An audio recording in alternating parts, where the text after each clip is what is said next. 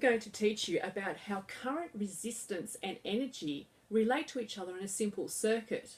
The aim of the lesson is for you to be able to explain in terms of resistance, voltage and current why one globe in a simple circuit glows a lot brighter than two globes in this same circuit. We need to understand what's happening with the electrons and what they're doing in this. The battery is a source of energy.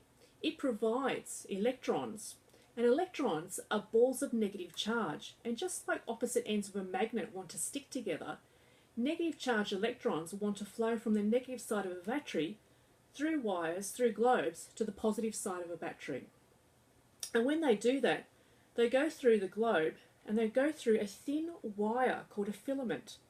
When the wire is designed to be thin so that electrons build up, when they build up, they generate heat and the metal glows, and that's what gives us our light, and that's the purpose of the globe. This circuit can be represented diagrammatically like this. This is how batteries are represented. Lines are wires, and that's a globe. When electrons flow in a circuit or through wire, it's called current, and current is measured in amperes. 1 ampere is the same as 6.25 times 10 to the 18 electrons travelling in just 1 second. Energy, current and resistance can be represented mathematically. It's called Ohm's law. Energy is measured in volts, current is measured in amperes, and resistance is measured in ohms. These globes I'm using have a specified resistance, but I don't know what it is. I do know that for 6.3 volts of energy, and the globe can draw 0.25 ampere of current. Using Ohm's law, 6.3 divided by 0.25 gives me 25.2 ohms of resistance, or roughly 25 ohms of resistance. And that doesn't change. In this particular circuit, I want to know how much current I'm drawing. I know I've got a 6-volt battery. I know the resistance of the globe is 25 ohms. And rearranging it to find the current, I get 0.24 amperes. That's for that particular circuit. If I wanted to increase my voltage, change this from 6 volts to 9 volts, and I put it into the equation, I now have 9 divided by 25 ohms, because the resistance doesn't change, but I now get 0.36 ampere of current.